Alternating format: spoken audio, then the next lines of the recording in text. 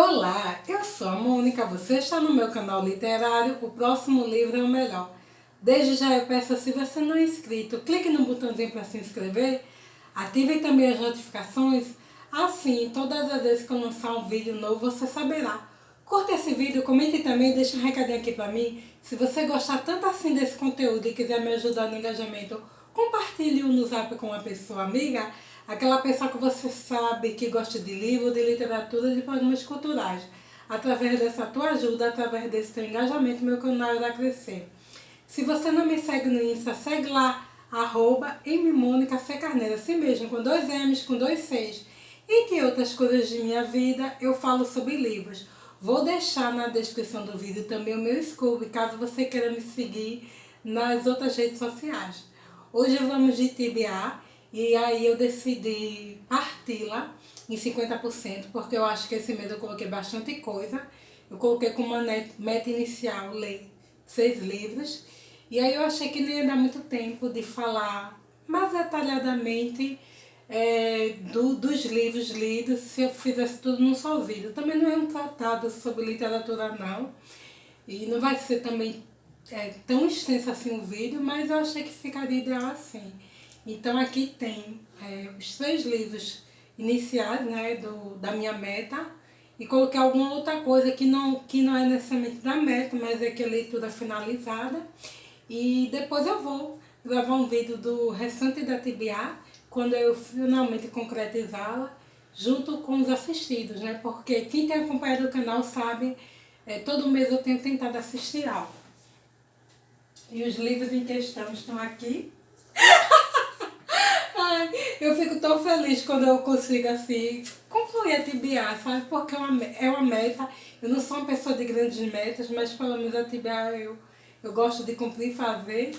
E assim, né, pessoal, o prazer da leitura. Aí o primeiro livro que eu li foi esse aqui, A Canção da Espada, de Bernard Cornwell. Esse livro eu ganhei da Jana de presente, de aniversário. E livro maravilhoso, né? Esse aqui é uma saga extensa. E esse aqui é o 4º livro. E para quem não conhece, conta a história de Utrecht, né? E Utrecht, ele tá aí desbravando, no caso, chegando a Londres e tentando ali interferir na fronteira. E é maravilhoso, ele é discípulo, né? Súdito de Alfredo. E assim, pessoal, é maravilhoso, porque assim, apesar de ser uma ficção, Cornell, ele é uma ficção histórica, né? Então ele tem uns caps, sim, dentro do que já aconteceu na história, e mais com um pouco de fantasia, né? Mas assim, de ficção, é melhor falando, mas é maravilhoso. Na verdade, eu recomendo qualquer livro do autor, porque eu acho que são leituras enriquecedoras, pelo aspecto histórico, mas não só isso, são leituras, ele tem uma linguagem muito acessível, você consegue demandar logo, ele tem uma escrita fluida, né? E assim, a gente sai um pouco do nosso mundo, quer queira que não, quando a gente olha para o passado, e eu acho ele maravilhoso. E assim, né, foi um presente, né? Eu acho que tem tanto carinho, tem tanto afeto nisso aí, Jana acertou desse presente maravilhoso, não desmerecendo os outros. Eu acho que cada presente é um presente, é uma alegria, mas realmente, assim, ficção histórica eu amo de paixão. É o meu foco.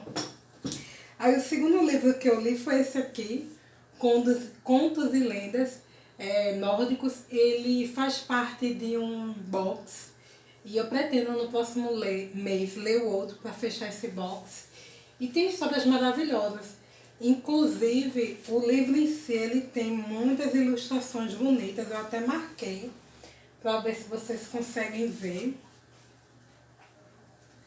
Apesar de ser um livro simples, ele tem umas ilustrações bonitas. Eu acho bonita, sabe? Eu gosto muito dessa plasticidade que o livro traz, das múltiplas formas. Apesar da gente ter as preferências, mas... Olha a coisa mais linda! Apesar da gente ter as preferências, mas eu acho que eu não sou assim, eu acho que eu gosto de tudo, mesmo que eu tenha minhas preferências. São várias histórias. Algumas a gente já conhece um pouco, já tem um referencial na mente do que a gente já escutou, e outras são totalmente, para mim, novas. E eu gostei muito do Os Cines Selvagens, e teve uma outra que eu gostei muito, que eu marquei aqui, que essa é do Cisnes. E eu gostei muito dessa aqui, porque o mar é salgado. Aí ele dá uma explicação bem fantasiosa pelo fato do mar ser salgado, e é maravilhoso. Eu sinto que dentro desses contos e lendas nórdicas tem livros que com certeza devem ter mais profundidade. Eu senti, por vezes, falta de uma linguagem mais rebuscada, de alguns elementos dentro dessa coisa do conto e da lenda. Achei algumas histórias um pouco curtinhas demais, e eu imagino que talvez... Porque muitas dessas histórias elas têm uma tradição oral, né? Então, é um apurado, né? Mas eu sinto que tá ok para a nossa realidade brasileira, deu para entender, mas eu acho que faltou algo nesse sentido mesmo da erudição de algumas histórias trazerem mais detalhes, né? Mas não desmerece a obra não, e eu acho que como para pontapé inicial, eu acho que é maravilhoso. E são outras culturas, né? Os nórdicos, os povos nórdicos. Eu acho que enriquece muita gente quando a gente lê um pouco sobre isso, né? Aí o terceiro livro que eu li foi esse aqui, maravilhoso, Lovecraft. O caso de Charles Dexter Wade, eu acho que é isso. Eu achei que eram contos, mas não é não. É um romance bem curtinho. E é uma história maravilhosa. E conta a história do nosso protagonista, né? Joseph.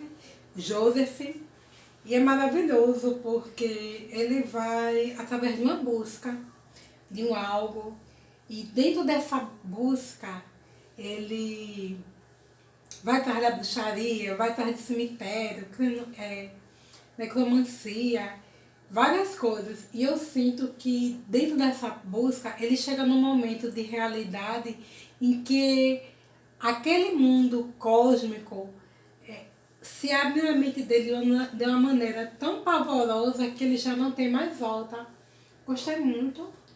E assim, estou na expectativa do próximo mês ler o outro livro, que eu já vi que é um pequeno romance também, com alguns contos, e aí eu fecho esse box. Assim, acho maravilhoso. Eu sinto que tem pessoas que têm dificuldade em entender, às vezes, a obra de Lovecraft. Eu acho ele detalhista, sabe? Eu acho que ele criou um mundo em que, numa época que não existia tantos elementos visuais. E por isso que eu acho tão fácil entendê-lo, porque ele é bastante descritivo nesse aspecto. Acho que o terror dele é muito aquele terror mental mesmo, aquele terror não necessariamente da ação, mas o que envolve o embrionário mental do indivíduo, dentro de suas crenças, da realidade. É um terror psicológico. Eu percebo muito assim a obra de Lovecraft. Ele tem, né? Eu gosto de reforçar isso, ou melhor, lembrar que ele teve uma vida meio problemática, algumas questões mesmo de racismo, né? Mas eu ainda não consigo cancelar o autor por causa desse lado aí complicado da vida dele. Às vezes eu acho que o homem, em parte, ele é produto do meio, mas eu acho que ele pode transformar assim o meio dele. Ele não é obrigado a seguir coisas ruins, não.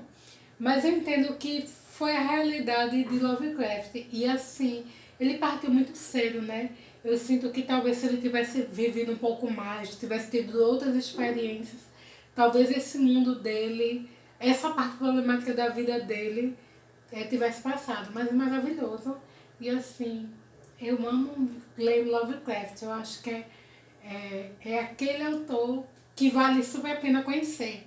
Pode não ser o favorito de muita gente, mas eu ainda acho que vale a pena se arriscar nesse autor com histórias maravilhosas, né? E ele inspirou muita gente, né? E criou um mundo muito à parte. E aí eu vou falar um pouquinho, bem rapidamente, do fechamento dessa história aqui, da Terra à Lua, Júlio Verne. Foi maravilhoso, eu fiz um LC com a Joca do canal Joca Fofinha. Eu ainda vou fazer a discussão da obra com Joca, mas é maravilhoso, aqui é o desfecho.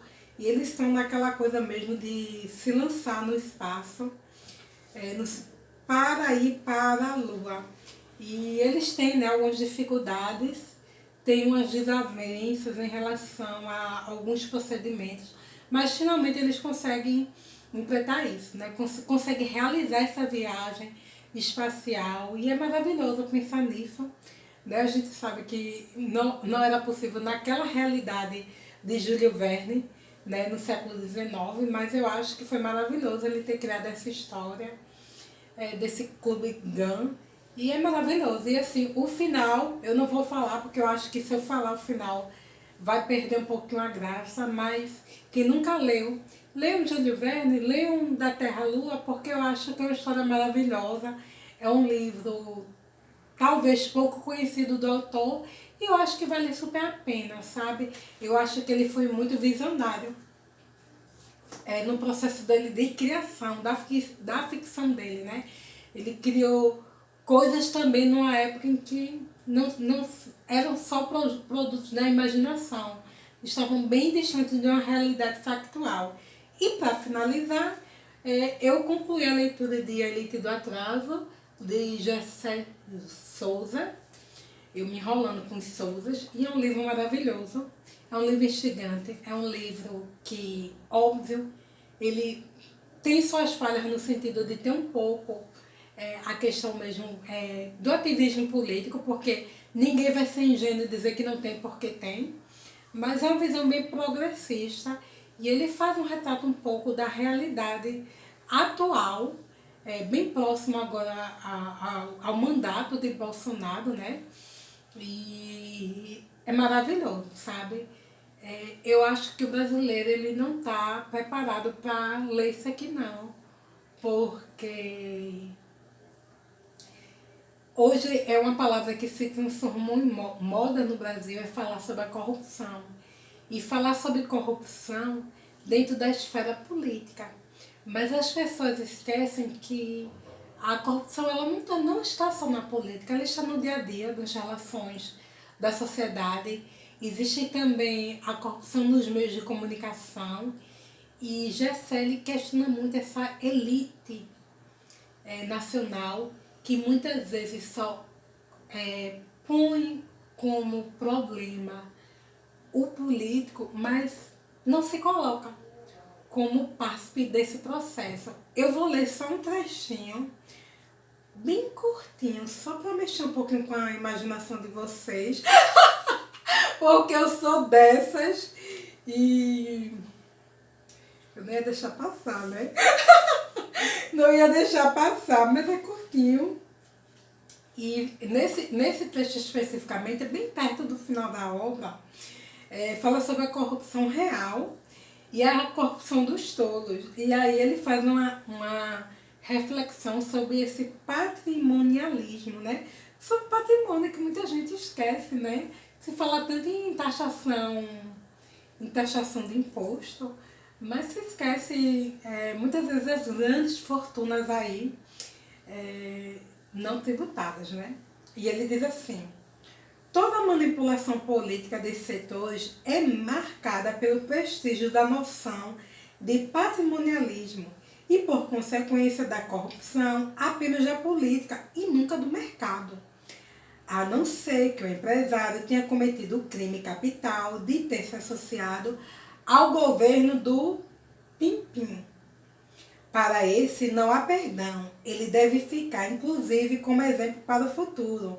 Mas todos os outros não apenas estão soltos, como também, como fulano de tal, culpam a política. Aqui é um empresário que ele cita. Como se tivessem sido forçados a agir como agiram. E não o contrário. Como é possível tamanha desfaçatez na inversão da captura da política pelo mercado?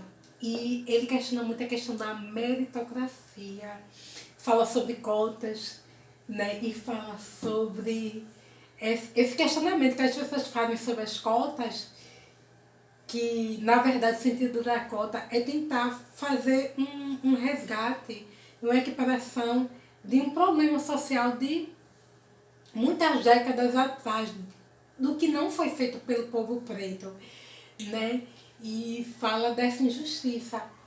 Como equiparar um estudante de classe média que tem toda a estrutura para um aluno, não precisa nem ser preto, mas de uma periferia, de uma favela do Brasil, ou de uma periferia como uma periferia que eu moro, né? E é engraçado porque muitas vezes a mídia ela explora isso.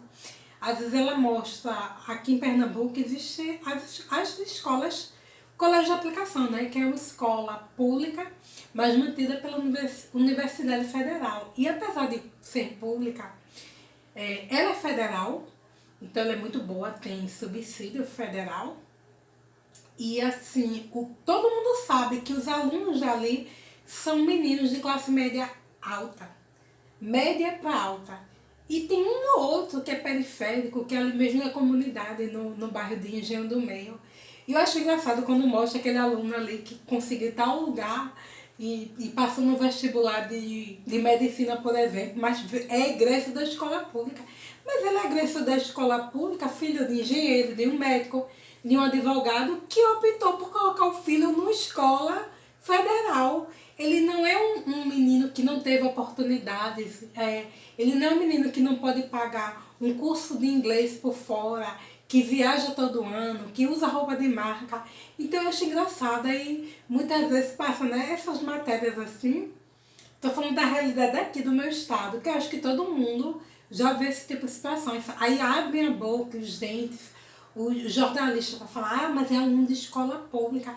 Mas não é qualquer escola pública, é um instituto federal e um menino de classe média alta. Então, o ser de escola pública ali não faz muita diferença, porque aquele menino ele tem uma condição financeira, social, de estudar numa escola de classe média, de escola privada, de classe média alta. E ele tem um padrão de vida de classe média alta. Então, assim, são algumas coisas que é um exemplo que aí eu estou dando da manipulação dos meios de comunicação. E eu não acho que as pessoas têm que ter uma visão progressista necessariamente, não. Cada um vota em quem quer. Não estou aqui defendendo partido, mas a gente tem que questionar, né? Porque as pessoas só conseguem enxergar corrupção na política quando a corrupção ela está em vários setores da nossa sociedade. Existe uma elite, sim, do atraso, que tem realizado esse processo, infelizmente, de empobrecimento da população, e as pessoas não se apercebem disso, infelizmente. Então, assim, fica o desafio. Quem quiser conhecer esse autor, eu confesso que eu não conhecia, foi uma leitura conjunta que eu fiz com uma amiga, e é isso, tá bom? Não sei se vocês conhecem esses livros, se vocês já leram. E eu ainda não fechei a minha TBA do mês, mas eu acredito que no mais tardar no iniciozinho de julho eu jogo o restante do que os outros 50% do que eu li e alguma coisa que eu assisti, tá bom? Obrigada para quem assistiu e até a próxima. Tchau, pessoal!